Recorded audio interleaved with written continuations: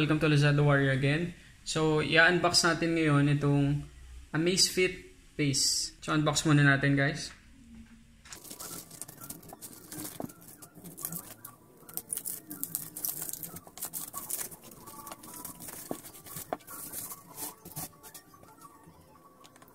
Okay, so ito yung itsura ng packaging niya. So, makita natin na andun agad yung watch sa harap. Tapos, dito sa harap, makikita din natin ilang features ng Amazfit Pace. So, meron siyang run tracking, heart rate monitor, meron siyang built-in GPS. Parang yung nireview natin ng isang beses, yung Amazfit Bip, meron ding built-in GPS. Pero itong Pace ay merong music. So, mamaya explain ko sa inyo yan. Tapos, meron din siyang notifications. Tapos, sa likod, may iba pang specifications to. So, activity and sport tracking. So, bukod sa running, may iba pa siyang mode. GPS, water resistant, katulad pa rin ng Bip. Tapos, ceramic case. Meron siyang always on display pa rin. Katulad pa rin ng Amazfit Bip, meron siyang trans-reflective screen. So, the more light na tatama sa kanya, mas magiging visible siya. Lalo na outdoor. Tapos, yun, meron siyang heart rate monitor. Okay, so, buksan natin to.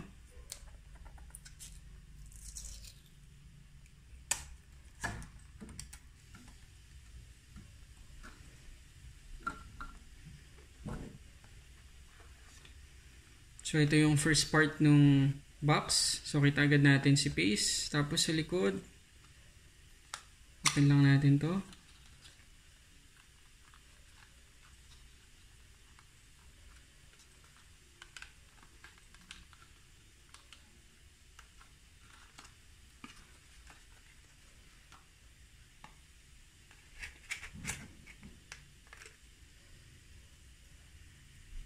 Okay, so meron siyang 22mm na strap.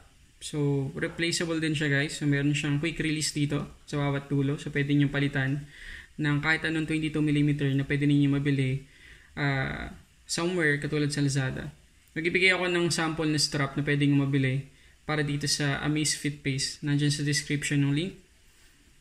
Okay, tapos yung ceramic coating na sinabi doon kanina sa box, makikita nyo dito sa gilid. So, meron siyang glossy or shiny na body. So, ito yung ceramic.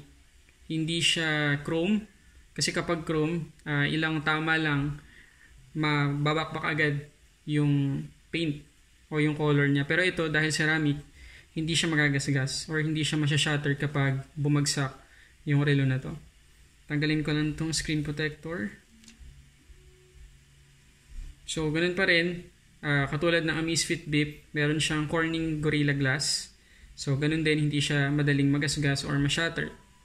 Tapos, sa ilalim, makikita natin yung heart rate monitor at saka yung para sa charging cradle, yung mga pins na tatama dun sa charger. Okay, pero dito sa ilalim guys, plastic na to. Hindi na siya ceramic. So, ito lang yung ceramic, yung shiny na nakikita nyo. Tapos, meron kayong button na makikita dito. Yan. So, ito yung pang-activate sa watch or pang-unlock sa kanya. Okay, tapos yung strap niya, itong default na strap niya ay merong red accent sa ilalim. Itim siya sa kabuuan, pero makikita niyo sa gilid na merong red na accent. Okay? So, tingnan pa natin yung iba pang laman ng box.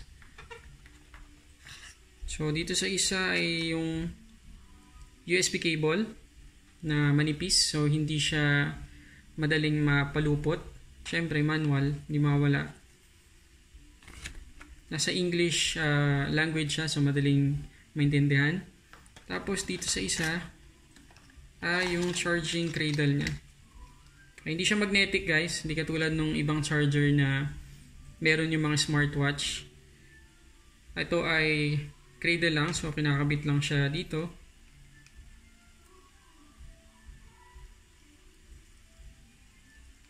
Ganyan. Pagkatapos ay sasaksak lang natin sa gilid yung USB cable at pwede na natin siyang ma-charge. Okay, so hindi siya magnetic. So kagandahan naman dyan, mabibili sa Lazada na charging cradle katulad nito kapag kung sakali mawala ninyo. Okay, so try natin siyang i-on ngayon. So pipinutin ko lang itong nasa gilid. Tingnan natin kung meron siyang battery. Okay, meron. So yung Amazfit logo ang makikita natin agad. Wait lang natin guys ha. Habang hinihintay natin na mag-load si Pace, andito yung specification sa gilid, lilitaw ngayon. So, katulad na sabi ko kanina, meron siyang Corning Gorilla Glass. Meron siyang zirconia ceramics dun sa gilid. So, hindi siya madaling magasgas. Meron din itong 512 na memory or RAM, DDR2. Tapos, meron siyang 4GB internal storage. Meron siyang 1.2 GHz na 32-bit dual-core na MiJia processor. Meron siyang heart rate sensor, gyroscope, accelerometer, at compass. At marami pang iba. Meron din siyang ambient light sensor guys. So, hindi nyo na kailangan na i-on yung backlight or mag-set ng time para sa backlight. Kasi kapag na-detect niya na madilim yung environment, automatic, ma-detect niya tapos mag-enable na yung backlight. Meron din siyang 280 milliamperes. So, tatagal yun ng about 5 days. Depende sa usage ninyo. So, compatible siya sa Android tsaka iOS. Pero, by default, or sa loob niya, ang OS niya guys ay Android Wear. Tapos, ang kanyang display ay 1.34-inch display. So, sa una lang ganyang katagal, mag-load si Amazfit Pace. Kasi nga, nag-configure siya dahil first boot niya. So, hintayin lang muna natin.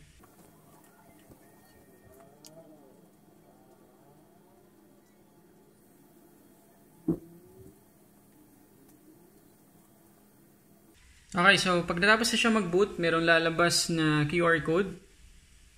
Yan. Pagkatapos, ang kailangan nyo lang gawin ay i-scan yan. I-download nyo muna guys yung QR code scanner sa Play Store kung wala pa kayo nun. Tapos, i-scan nyo lang to. Tapos, mariredirect kayo sa Amazfit na app. Pakita ko lang sa inyo. So, ito yun guys. In-install ko na siya kanina pero ganito itsura niyan kapag na-redirect kayo sa Play Store. Guys, meron din yan sa iOS. So, kapag na-install nyo na yan, open nyo lang tapos login kayo. Maraming ways para makalogin. Pwede nyo gamitin yung Google account, Facebook, or kung meron kayong Xiaomi account, pwede din.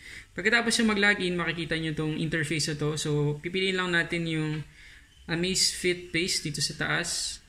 Kasi ito Stratos. Ibang version na ng Amazfit yan. So, select lang natin. Tapos, scan natin ulit.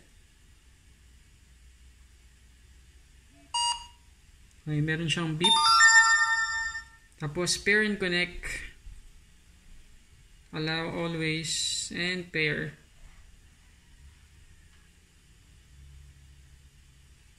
So, hintayin lang natin silang mag-pair. Dalawa. Pindutin pala natin tong check. Yun.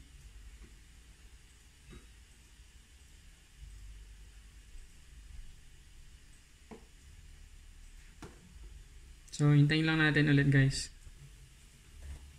Okay, tapos may lalabas na ganito. Which hand would you like to wear it? So, left.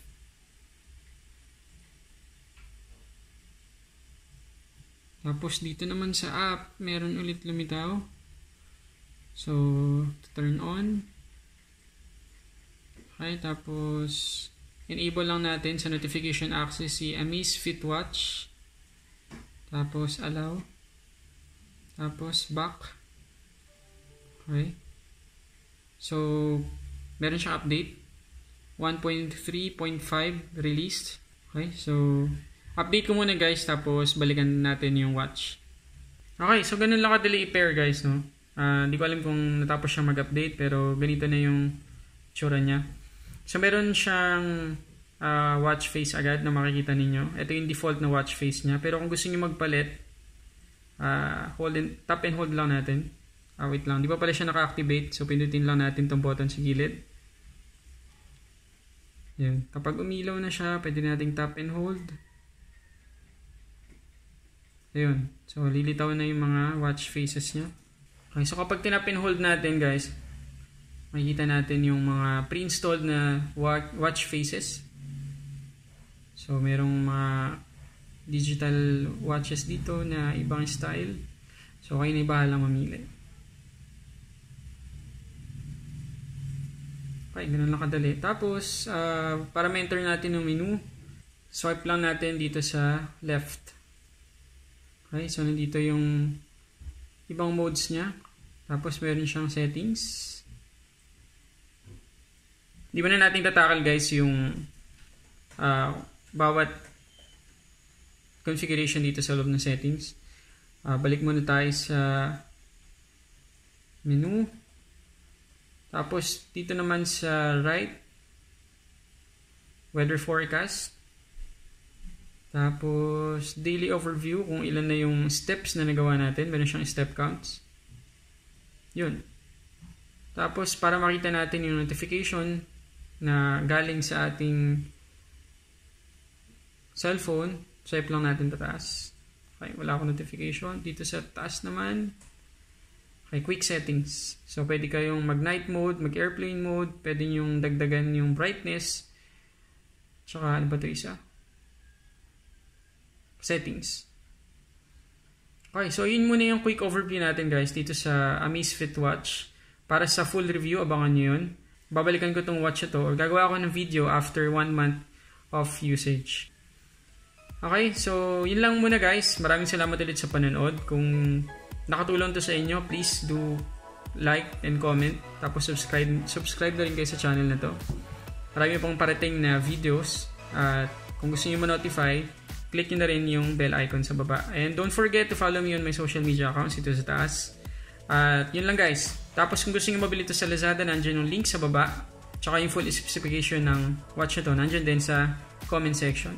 So yun lang guys, maraming salamat ulit sa panonood. Para sa samot-saring unboxing and reviews, this is Lazada Warrior.